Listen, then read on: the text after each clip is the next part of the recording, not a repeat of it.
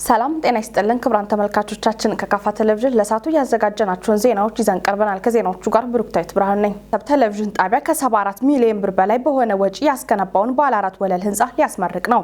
የካፋ ዞን አስተዳደር ጣቢያው በሙሉ አቅሙ ወደ ስራ እንዲገባ የጀመረውን ጥረት አጠናክሮ እንደሚቀጥል ገልጿል። የካፋ ልማት ማህበር ከዞኑ አስተዳደር በተደረገለት 110 ሚሊዮን ብር በሚጠጋ የገንዘብ ድጋፍ ያስገነባው 44 የመኝታ ክፍሎች ያሉት ባለ 2 ወለል የእንግዳ ማረፊያ ከካፋ ቴሌቪዥን ህንጻ ምረቃ ጎን ለጎን ይመረቃል። ዘገባው የባልደረባችን ታመነ በየነ ነው። ጥንቅሩን ተከታትለን እንመለስ። ቀደም ሲል የሚዲያ ተጠቃሚነታችን እጅግ በጣም ያነሰ ነው ወይም ምንም የለም ማለት ይቻላል። በተለይ በቋንቋ መጠቀም ጋር የኖሩ የአመለካከት ችግሮችም ነበሩ፣ የፍትሃዊነት ችግርም ነበር።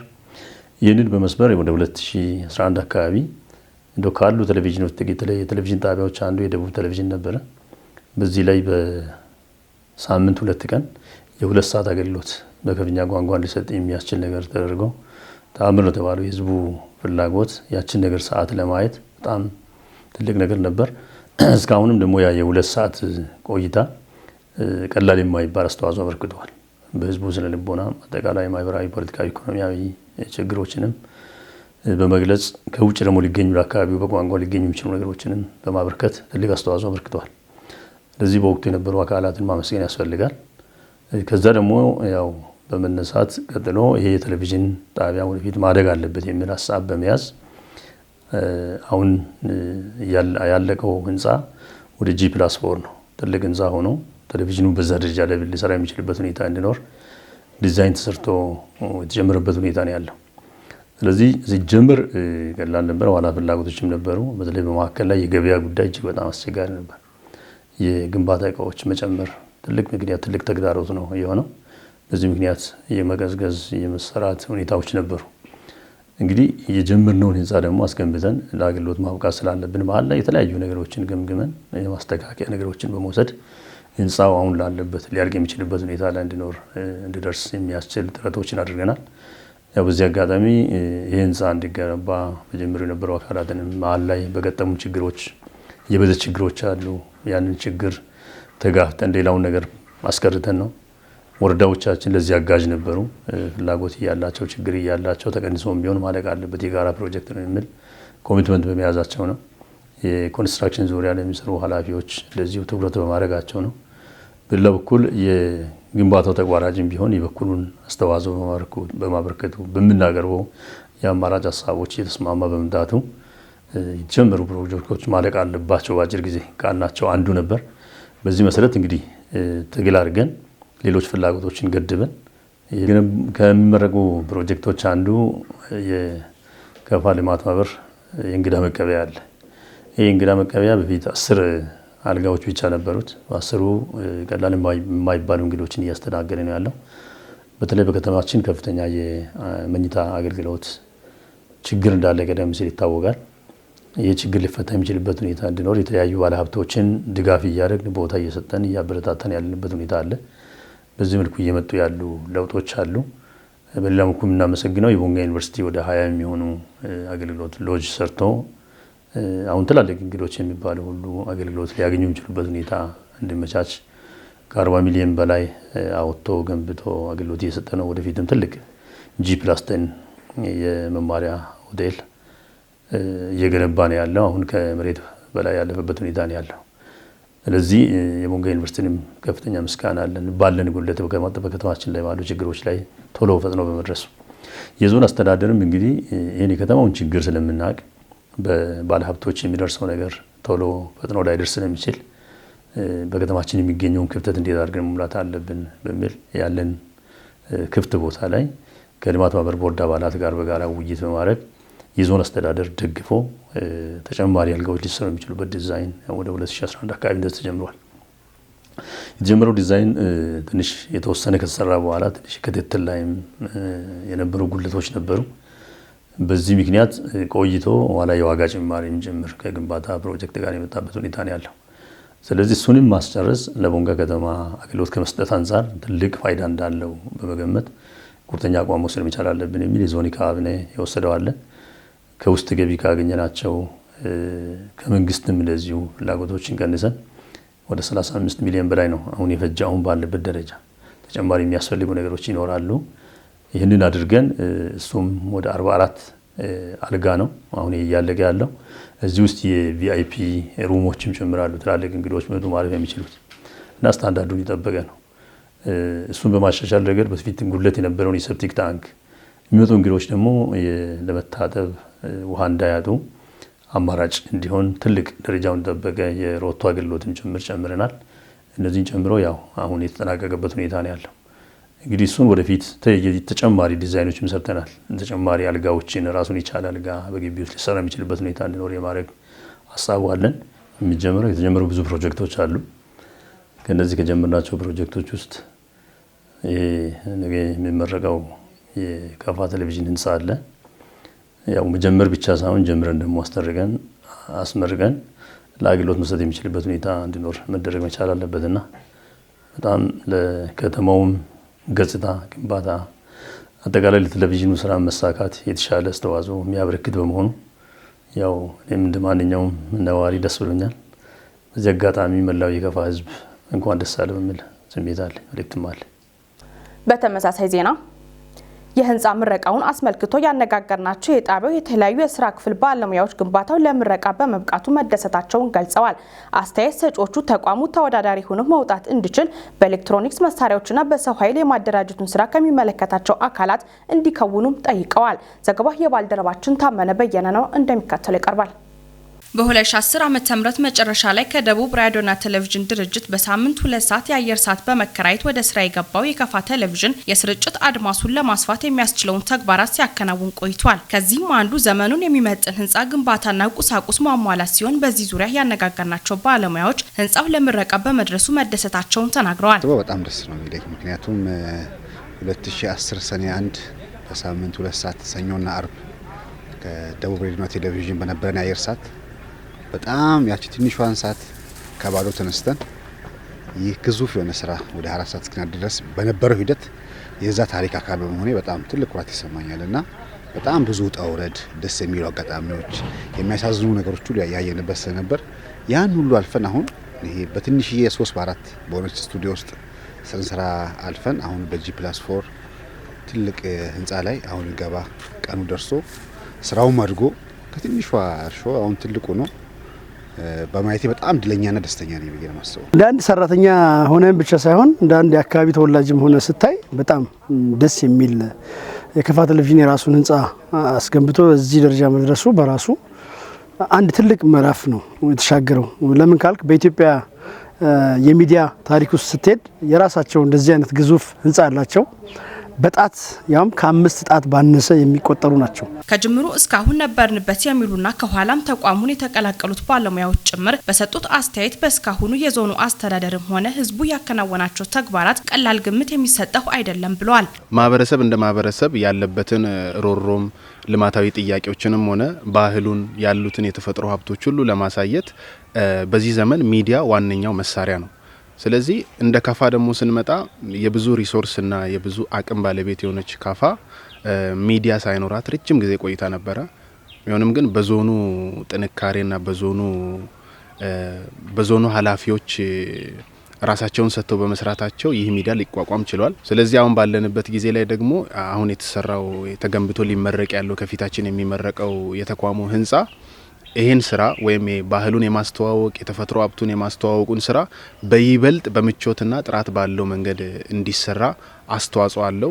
ይህን አጋጣሚ የፈጠረልን ማህበረሰቡ መጀመሪያ ላመሰግን እፈልጋለሁ። ምክንያቱም የሁሉም ሰው ኮሚትመንት ነው።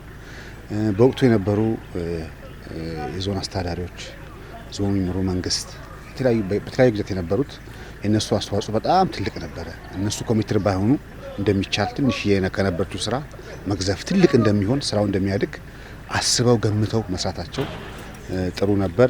በዛ ሂደት ውስጥ ደግሞ የኛም ተቋም መስለው ድርሻ ነበርና ተስፋ ሳያስቆርጠን የቢሮ ጥበት በምቹ ሁኔታ ላይ ሆኖ ባለመስራት የሰው ኃይል ችግር ይህን ሁሉ ተቋቁሞ መስሪያ ቤቱ ነገን በማሰብ ሁሉም ሰው ነገን በማሰብ ኮሚትድ ሆኖን የሰራንበት መንገድ የሁሉም ሰው ድርሻ ስለሆነ እዚህ ላይ የሁሉም ሰው እንዳስተዋጽኦ በጣም ደስ ነው የሚለኝና ሁሉም ሰው አስተዋጽኦ አድርጓልና እኔ አሁን ሳይው በጣም እኮራለሁ። ህንጻው በራሱ ግብ አይደለም ትልቁ ህንጻው እንደ አንድ መሟላት ካለባቸው ነጥቦች መካከል ሆነ እንጂ ህንፃ መስራት ብቻውን ግብ አይደለም።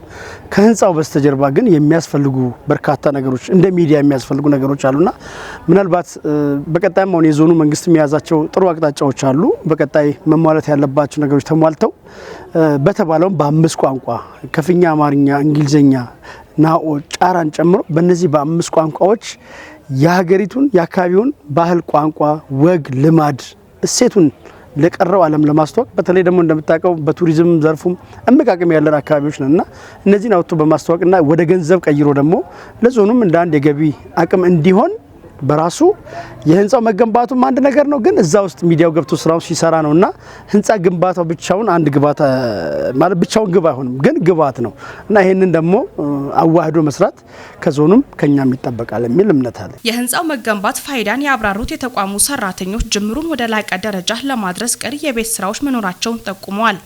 ህንፃው ነው ያለቀው። ህንፃው በራሱ በጣም የሚፈልገው ብዙ ነገር አለ። ህንፃው ሙሉ የሚያደርገው የህንፃው መቆም አይደለም።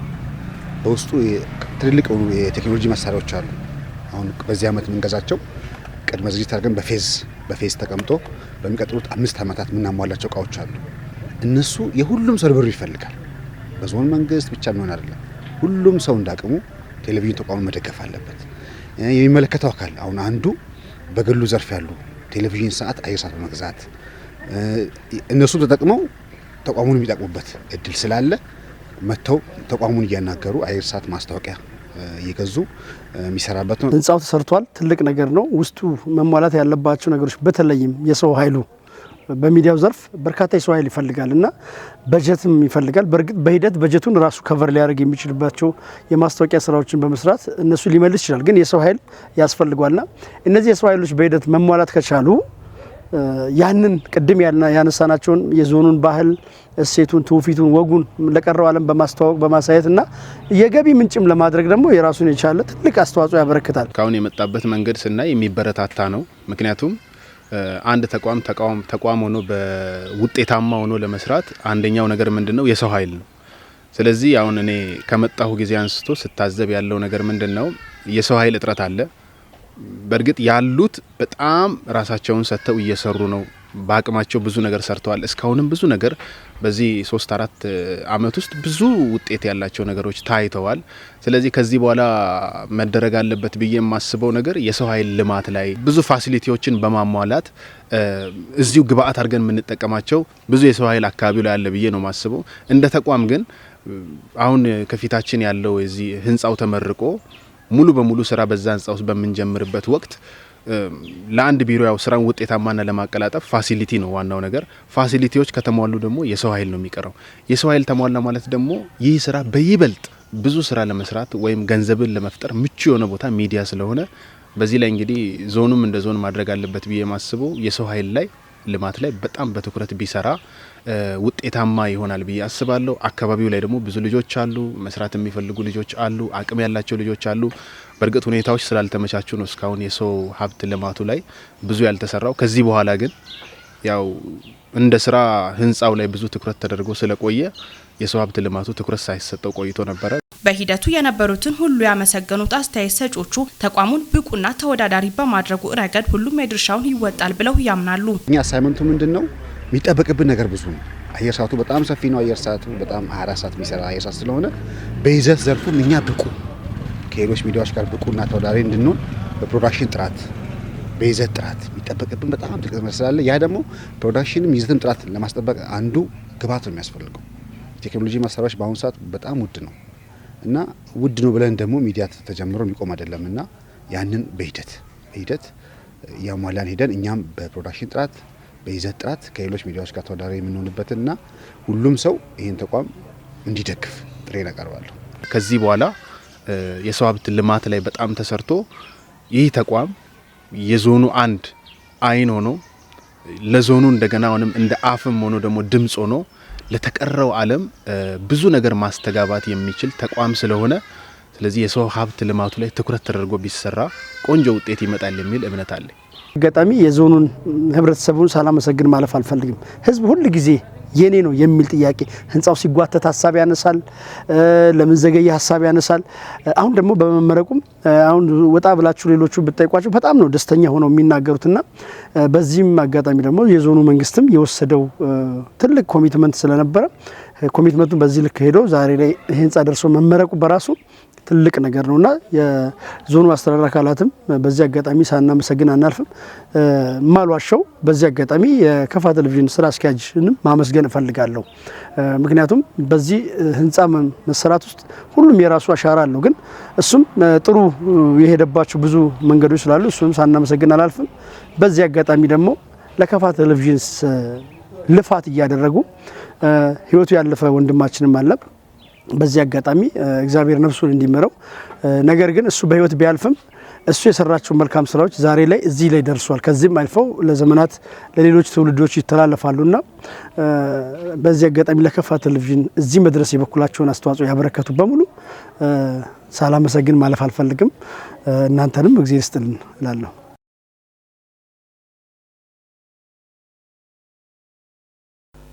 ዳይሬክት ኤዲ ኢንተርናሽናል የተሰኘው መንግስታዊ ያልሆነ ተቋም በገብረ ጻዲቅ ሻው አጠቃላይ ሆስፒታል የአይን ሞራ ግርዶሽ ቀዶ ሕክምና ማድረግ ጀመረ። የሕክምና አገልግሎቱን ለመስጠት የተለያዩ ቅድመ ዝግጅቶች ሲከናወኑ መቆየቱን የካፋ ዞን ጤና መምሪያ ገልጿል። ምረታ ብራኑ ተጨማሪ አላት። በመጀመሪያ ቀን በርካታ ቁጥር ያለው ሰው መገኘት የቻለው በተሰራው ጠንካራ የህዝብ ግንኙነት ስራ ነው ተብሏል። ከዛሬ ጀምሮ በዳይሬክት ኤድ ኢትዮጵያ ወይም ዳይሬክት ኤድ በሚባል ድርጅት የአይን ሞራ ግርዶሽ ቀዶ ሕክምና በከተማችን ወይም በገብረ ጻዲቅ ሻው ሆስፒታል ግቢ እንደሚደረግ ቀደም ብለን ባደረግነው ቅስቀሳ መሰረት ዛሬ ሁላችንም እንዳየነው ሰፋ ያለ ህዝብ ከሁሉም መዋቅሮች ከሁሉም 17 መዋቅሮች መጥቷል። አሁንም እየመጣ ነው ያለው።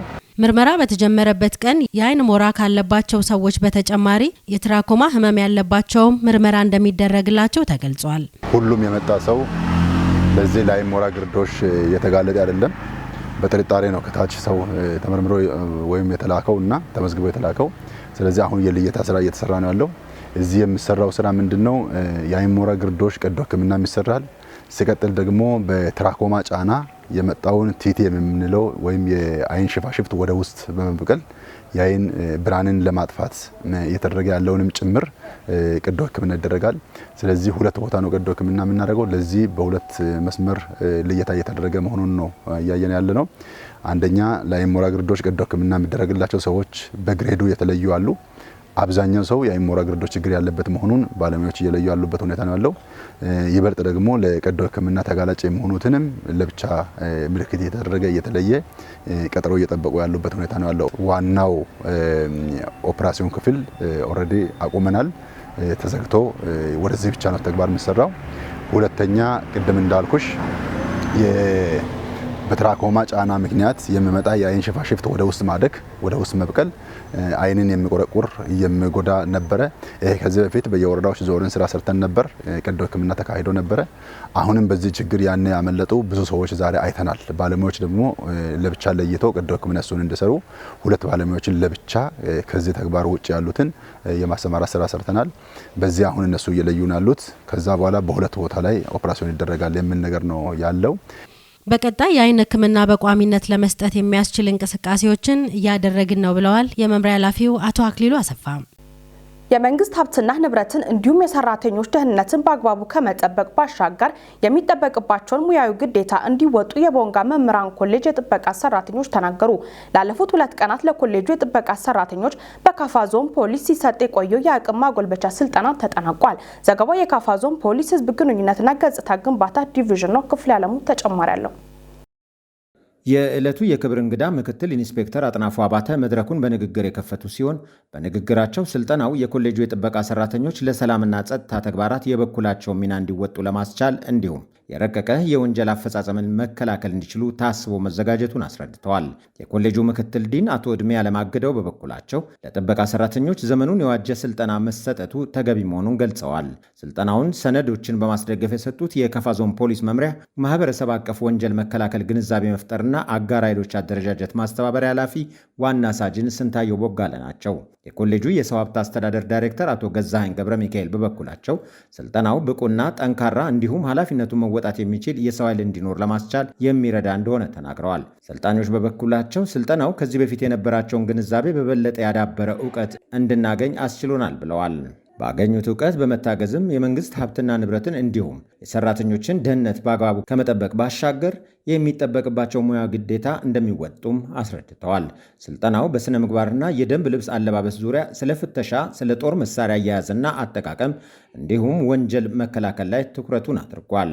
39 የጥበቃ ሰራተኞች የተሳተፉበትን ይህንኑ ስልጠና የቦንጋ መምህራን ትምህርት ኮሌጅ ከከፋ ዞን ፖሊስ መምሪያ ጋር በመተባበር ነው ያዘጋጀው። ዘገባው የከፋ ዞን ፖሊስ የህዝብ ግንኙነትና ገጽታ ግንባታ ዲቪዥን ነው። የኑሮ ጫናን ለማቃለልና ምርትና ምርታማነትን ለማሻሻል የበጋ መስኖ ስንዴ ልማት ከፍተኛ አስተዋጽኦ እያበረከተ በመሆኑ ልዩ ትኩረት ተሰጥቶት እየተሰራ እንደሚገኝ ተገለጸ። በካፋ ዞን አውራዳ ከተማ አስተዳደር በ8.5 ሄክታር ማሳ እየለማ ያለው የበጋ መስኖ ስንዴ ምርት ተጎብኝቷል። ዘገባው የባልደረባችን በላቸው በላይ ነው። ምረት ማሙ በከፋ ዞን አውራዳ ከተማ አስተዳደር በ8.5 ሄክታር ማሳ ላይ የለማ ያለው የበጋ መስኖ ስንዴ ምርት የከፋ ዞን ሴቶች ህጻናትና ወጣቶች መምሪያ ኃላፊ ወይዘሮ መዓዛ ኃይለማርያም፣ የከተማ አስተዳደሩ ከንቲባ አቶ ጥላሁን ወርቁም፣ ሌሎች የፓርቲና የመንግስት ስራ አመራሮችን ጨምሮም የግብርና ባለሙያዎች ምልከታ አድርገዋል። በምልከታው ወቅት በጋ ስንዴ በሁሉም የውሃ አማራጮች ባለባቸው አካባቢዎች በማምረት የምግብ ዋስትናን ለማረጋገጥ ጠንክረን በመስራት የልመናን ታሪካችንን ማስቀረት አለብን ሲሉም የከፋ ዞን ሴቶች ህጻናትና ወጣቶች መምሪያ ኃላፊ ወይዘሮ መዓዛ ኃይለማርያም ተናግረዋል። ወይዘሮ መዓዛ አክለው የበጋ ስንዴ የአርሶ አደሩን የኢኮኖሚ አቅምን ለማሳደግና የኢትዮጵያን የውጭ ምንዛሬን ለመጨመር ሚናው የጎላ እንደሆነም አስረድተዋል። የከተማ አስተዳደሩ ከንቲባ አቶ ጥላሁን ወርቁ በበኩላቸው የበጋ ስንዴ እርሻ ውጤት በዓመት 2 ጊዜ ስንዴ ማምረት እንደሚቻል ያሳየና አርሶ አደሩም ዝናብን ብቻ እየጠበቀ በክረምት ብቻ ማሳውን ከማረስ የውሃ አማራጮችን በመጠቀም በበጋ ማረስ እንደተቻለም ያሳየ ነው ብለዋል። በከተማ አካባቢዎች እየለሙ ያሉ የበጋ መስኖ ስንዴ በተስፋ ሰጪ ደረጃ ላይ እንደሚገኝም አቶ ጥላሁን ገልጸዋል። የኑሮ ጫናን ለማቃለልና ምርትና ምርታማነትን ለማረጋገጥ የበጋ መስኖ ስንዴ ልማት ከፍተኛ አስተዋጽኦ እያደረገ በመሆኑ ልዩ ትኩረት ተሰጥቶ እየተሰራ ይገኛል ብለዋል አቶ ጥላሁን። የብልጽግና ፓርቲ በይቻላል መንፈስ የተጀመረው የበጋ መስኖ ስንዴም በሁሉም አካባቢ ውጤት እያመጣ መሆኑን የተናገሩት የአውራዳ ከተማ አስተዳደር የመንግስት ዋና ተጠሪ አቶ ታረቀኝ ኃይሌ ይህ ተግባር ተጠናክሮ ይቀጥላልን ብሏል። አቶ ታረቀኝ አክለው አርሶ አደሩ በበጋ ስንዴ ልማት ስራ ይበልጥ ተሳታፊና ጠቃሚ እንዲሆን እየተደረገ ያለው ርብርብ ይቀጥላልን ብሏል። በ8.5 ሄክታር ማሳ ላይ የተዘራ የበጋ መስኖ ስንዴ በጥሩ ሁኔታ ላይ መሆኑን የተናገሩት የአውራዳ ከተማ አስተዳደር ግብርና ኃላፊ አቶ ሙሉጌታ አሰፋ በበኩላቸው በሁለት መስኖ ካናል፣ አንድ በወንዝ ጠለፋ በወጣቶችና ሴቶች አደረጃጀት እየለማ ይገኛልን ብሏል። አርሶ አደሮቹ በሰጡት አስተያየትም የበጋ መስኖ ስንዴ ልማት ከጀመሩ ወዲህ ተጠቃሚ የሆኑ መምጣታቸውን የተናግረው ለዚህም በባለሙያዎች የተሰጣቸው ሙያዊ ምክረ ሀሳብ በመተግበራቸው በዘርፉ ተጠቃሚ እንዲሆኑ እንዳስቻላቸውም ተናግረዋል። በአድዋ ዘመቻና በዓል የተንጸባረቀውን ህብረ ብሔራዊ አንድነት አጽንተው ልንይዘው ይገባል ሲሉ ጠቅላይ ሚኒስትር ዶክተር አብይ አህመድ አስገነዘቡ። ጠቅላይ ሚኒስትሩ ለ128ኛው የአድዋ ድል በዓል የእንኳን አደረሳችሁ መልእክት አስተላልፈዋል። በመልእክታቸውም ኢትዮጵያ ማለት ህብረ ብሔራዊ ማንነት ያላቸው ህዝቦች በአንድነት የሚኖሩባት ሀገር ናት ብለዋል። የአድዋን እሴቶች በሚገባ በመጠቀም እንደ አድዋ ተራሮች የጸናች ኢትዮጵያን መገንባት ይቀረናል። ያ ደግሞ የሁላችንም ስክነት፣ ብስለትና ጥምረት ይፈልጋል ሲሉም ገልጸዋል። የመልእክታቸውን ሙሉ ቃል ክፍል ያለሙ ያቀርበዋል። እንኳን ለ128ኛው የአድዋ ድል በዓል አደረሳችሁ። እናቶቻችንና አባቶቻችን ታላቁን የአድዋ ድል ከሰጡን 128 ዓመታትን አስቆጥረናል። የአድዋ ድል የሰጠንን እሴቶች ግን በሚገባ የተጠቀምንባቸው አይመስለኝም። ቢያንስ 4ቱን ታላላቅ የአድዋ ድል እሴቶች ለሀገር ግንባታ ልንጠቀምባቸው የግድ ይለናል። የመጀመሪያው ህብረ ብሔራዊ አንድነት ነው። ህብረ ብሔራዊ አንድነት የኢትዮጵያ ዋናው መልኳ መሆኑን ከአድዋ ዘመቻ በተሻለ ለማሳየት የቻለ ክስተት በዘመናዊ ታሪካችን አናገኝም። የአድዋ ዘመቻ 2 ጊዜ ህብረ ብሔራዊ አንድነታችንን አሳይቷል። የመጀመሪያው በጦርነቱ ዘመቻና ድል ጊዜ ነው። ዛሬ በምናውቃት ኢትዮጵያ ውስጥ ከሚገኙ ማህበረሰቦች መካከል ወደ አድዋ ያልዘመተ ወገን የለም ብሎ መናገር እውነትን መናገር ነው። ሁለተኛው ክስተት ደግሞ የአድዋ ድል በተገኘ በ7 ዓመቱ የአድዋ በዓል ለመጀመሪያ ጊዜ በአዲስ አበባ ሲከበር ትርኢቱን ያቀረቡት ከተለያዩ የሀገሪቱ ብሔር ብሔረሰቦች የመጡ የኢትዮጵያ ጦር አባላት ነበሩ። በዚህ ትርኢት ኢትዮጵያ ህብረ ብሔራዊት ሀገር መሆኗን በአደባባይ ሰልፈኛው አሳይቶ ነበር። ይህንን በአድዋ ዘመቻና በዓል የተንጸባረቀ ህብረ ብሔራዊ አንድነት አጽንተን ልንይዘው ይገባል።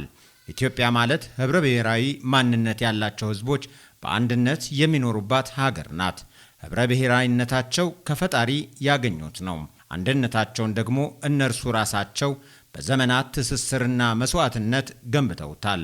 ኢትዮጵያ እነዚህ ሁለቱን ነገር ግን አንዱ ከሌላው ጋር ሳይነጣጠል የሚኖሩትን መገለጫዎቿን ትታ ኢትዮጵያ አትሆንም። በእያንዳንዱ ጉዞዋ ይህንን እያረጋገጠች መጓዝ አለባት። ሁለተኛው እሴት ለታላቅ ሀገራዊ ዓላማ ሲባል ንዑስ ፍላጎቶችን መሰዋት ነው።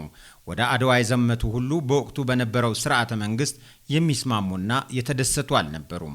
አንዳንዶቹ እንዲያውም ከንጉሠ ነገሥቱ ጋር ግጭትም ቅራኔም ነበራቸው። አንዳንዶቹም በነበረው ሀገራዊ ሁኔታ ቅር ተሰኝተው ከጠላት ጋር የሚሰሩ ነበሩ። ነገሩ የሀገር ጉዳይ ሲሆንባቸው ግን ሁሉም ንዑስ ፍላጎቶቻቸውን ትተው ለታላቁ ፍላጎት ለሀገር ህልውና መስዋዕት ለመሆን መጡ። ማንኛውም ፍላጎት ከሀገር ፍላጎት በታች መሆኑንም አሳዩን። እንኳን ዛሬ ብዙ አይነት መረጃ፣ ዕውቀትና የሐሳብ መንገዶች ባሉበት ዘመን ቀርቶ ከ100 ዓመታት በፊትም ሰዎች ልዩ ልዩ ፍላጎቶች ነበሯቸው። በፍላጎቶቻቸው የተነሳም ቅራኔዎችና ግጭቶች ነበሩ። ሁሉንም ለአንድ ዓላማ የምታስተሳስረው ሀገር የምትባለው ናት። ዛሬም ንዑስ ፍላጎቶቻችን ከኢትዮጵያ አይበልጡም። ኢትዮጵያን የሚያዳክም የሚያሳንስና የሚያሳጣ መንገድ ከትልቁ ዓላማ የሚጋጭ መንገድ ነው። ጦርነት የትልቁ ዓላማ የኢትዮጵያ ህልውና ማስከበሪያ እንጂ የንዑስ አካባቢያዊና ግላዊ ዓላማዎች ማስፈጸሚያ ሊሆን አይገባም። ጦርነት ለትንሽ ነገር የሚወጣ ወጪ አይደለም። ዘመኑ ብዙ ፈተናዎች እንዳሉት ሁሉ ብዙ የመፍትሄ አማራጮችም አሉት። መከራከር፣ መነጋገር፣ መወያየት፣ በህግ መዳኘት፣ አንዱ ሌላውን መሸከም የትየለሌ አትራፊ መንገዶች አሉት። ትልቋን ኢትዮጵያ ለማበልጸግ ስንል ንዑስ ዓላማዎቻችን እያመሙን እንኳ ቢሆን መሰዋት አለብን። ሶስተኛው እሴት የጦርነት ምርቅና ፍትፍት ማወቅ ነው። ጦርነት ምንም ያህል በአሸናፊነት ቢጠናቀቅ የሚያስከፍለው ዋጋ አለው። የአድዋ ዘማቾች ሀገር ሆኖባቸው ሉዓላዊነት ሆኖባቸው የታላቅ ዓላማ ጉዳይ ሆኖባቸው እንጂ ጦርነት የመጀመሪያ አማራጫቸው አልነበረም። ዳግማዊ አፄ ምኒልክ ነገሩ በሰላም እንዲቋጭ ደጋግመው ጽፈዋል፣ ለምነዋል፣ አልሆነም። የአድዋ ዘመቻ በኢትዮጵያ አሸናፊነት ተጠናቀቀ። የኢትዮጵያ ዘማቾች ግን ከድል የተመለሱት በደስታ ብቻ አይደለም። ከፊታውራሪ ገበየሁ ጀምሮ አያሌ ጀግኖች ለትልቁ ዓላማ ለኢትዮጵያ ህልውና ሲሉ ተሰውተዋል። የሄዱት ሁሉ አልተመለሱም። የኢትዮጵያ ሰራዊት በድልና በሐዘን ነው የተመለሰው። ብዙዎችም በየአካባቢያቸው በፌሽታ አልነበረም ድሉን ያከበሩት። እንኳን በራሳቸው ወገኖች በጣሊያኖች መሞት ኢትዮጵያውያን አዝነዋል። ጦርነት ተገደን ብቻ ለትልቁ ዓላማ ስንል የምንገባበት የመጨረሻ አማራጭ እንጂ ከደረት ኪሳችን ቶሎ የምንመዘው አይደለም። እዚህም እዚያም የሚፈጠሩ አለመግባባቶችን በጠመንጃ ለመፍታት መነሳት የአድዋ ዘማቾችን ሐዘን አለመጋራት ነው። የአድዋ ዘማቾች ድልን ብቻ ሳይሆን ጦርነት የሚያስከትለውን መከራም ጭምር አስተምረውን አልፈዋል። አራተኛው ትዕግስት፣ ዝግጅት እንጂ ፍርሃት አለመሆኑን ነው። ጣሊያኖች ከ3 ዓመታት በላይ ኢትዮጵያን ሲገፏት ነበር።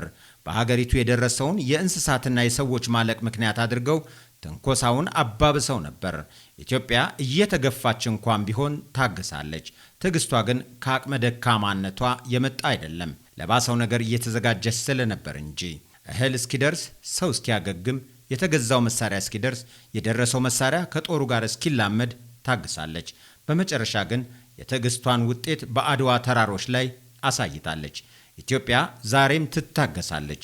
እየተገፋችም እንኳን ቢሆን ትታገሳለች። የምትታገሰው ስለሚያቅታት አይደለም፣ ለባሰው ነገር ስለምትዘጋጅ ነው። ያ የባሰው ነገር ሲመጣ የአድዋውን ድል በብዙ እጥፍ ትደግመዋለች። እነዚህን እሴቶች ዘወትር ማሰብ፣ አስበን መተግበር እንድንችል የሚያስታውሰን ነገር ያስፈልግ ነበር። አድዋን የሚመጥን ታሪኩንም እሴቱንም የምናስብበት መታሰቢያ ዘመቻው በተጀመረበት ስፍራ ባስገባን ማግስት ነው በዓሉን የምናከብረው። ይሄም ለዘንድሮ በዓል ሞገስና ክብር ጨምሮለታል። ዛሬ መታሰቢያውን በከበረ ሁኔታ አከናውነናል። ነገር ግን የአድዋን እሴቶች በሚገባ በመጠቀም እንደ አድዋ ተራሮች የጸናች ኢትዮጵያን መገንባት ይቀረናል። ያ ደግሞ የሁላችንም ስክነት፣ ብስለትና ጥምረት ይፈልጋል። በድጋሚ መልካም የአድዋ በዓል ይሁንላችሁ። ኢትዮጵያና ታንዛኒያ በባህልና በኪነ ጥበብ በግብርና እንዲሁም በኤሌክትሪክ ኃይል ንግድ ላይ በጋራ ለመስራት የመግባቢያ ስምምነት ተፈራረሙ። ጠቅላይ ሚኒስትር ዶክተር አብይ አህመድ በታንዛኒያ ፕሬዝዳንት ሳሚያ ሱሉሁ ደማቅ አቀባበል ተደርጎላቸዋል። የሁለቱ ሀገራት መሪዎች ያደረጉት ውይይት የሁለትዮሽና ቀጠናዊ መጠነ ራዕይ ባላቸው ሰፋፊ ርዕሰ ጉዳዮች ላይ ያጠነጠነ መሆኑ ተጠቅሷል። ውይይቱ የሁለቱን ሀገራት ትብብር ለማስፋት ጽኑ አቋም በመያዝ የተከናወነ እንደነበር የጠቅላይ ሚኒስትር ጽሕፈት ቤት መረጃ ያመለክታል። በክልሎች መካከል ፍትሃዊ የመሰረተ ልማት ስርጭት እንዲኖር ማድረግ ለዘላቂ ሰላም መሰረት ነው ሲሉ የፌዴሬሽን ምክር ቤት ዋና አፈ ጉባኤ አቶ አገኘው ተሻገር ተናገሩ። በክልሎች መካከል ያለው ፍትሃዊ የመሰረተ ልማት ስርጭት ግልጽ በሆነ የአሰራር ስርዓትና አሳታፊነት መመራቱ የተመጣጠነ እድገት የሚያረጋግጥ የህዝቦችን ፍትሃዊ ተጠቃሚነት እውን መሆን በር የሚከፍትና በህዝቦች መካከል መተማመን የሚፈጥር እንደሆነ አፈ ጉባኤው አመላክተዋል። ከሀገራዊ ለውጥ በፊት በክልሎች መካከል ፍትሃዊ የሀብት ክፍፍል ባለመኖሩ በህዝቦች መካከል የተፈጠረው አለመተማመን የግጭት መነሻ ሆኖ ቆይቷል ያሉት አፈ ጉባኤው ለውጡን ተከትሎ ግልጽ የአሰራር ስርዓት ተግባራዊ በመሆኑና በክልሎች መካከል የነበረውን ቅሬታና አለመተማመን ማስወገድ ተችሏል ብለዋል። ክልሎች የገቢ ምንጫቸውን አሟጠው በመጠቀምና የወጪ ቅነሳ ስርዓትን በመከተል ውጤታማ የሀብት ክፍፍል ድርሻቸውን መወጣት ይገባልም ሲሉ ተናግረዋል። በፌዴራል ደረጃ በመሰረተ ልማት ዘርፍ ላይ የሚሰሩ ተቋማትም በክልሎች መካከል ፍትሃዊ የሀብት ክፍፍል እንዲኖር የተዘረጋውን የአሰራር ስርዓት ደንብ በጥብቅ ዲሲፕሊን ስራ ላይ ማዋል እንደሚገባ ማሳሰባቸውን ከምክር ቤቱ መረጃውን አገኘው ሲል የዘገበው የኢትዮጵያ ፕሬስ ድርጅት ነው።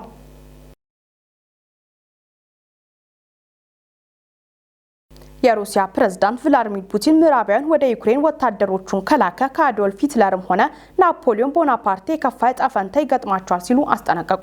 የፑቲን ማስጠንቀቂያ የፈረንሳዩ ፕሬዝዳንት ከሰሞኑ ለሰጡት አስተያየት ምላሽ እንደሆነ ተነግሯል። ምዕራባውያን ወደ ዩክሬን ወታደሮቹን በማዝመት ሩሲያን የሚዋጉ ከሆነ ሞስኮ ሀገሪቱ ላይ ያነጣጠረ ጥቃት እንደምትፈጽምም ዝተዋል። ክፍለ ዓለሙ ተጨማሪ አለው።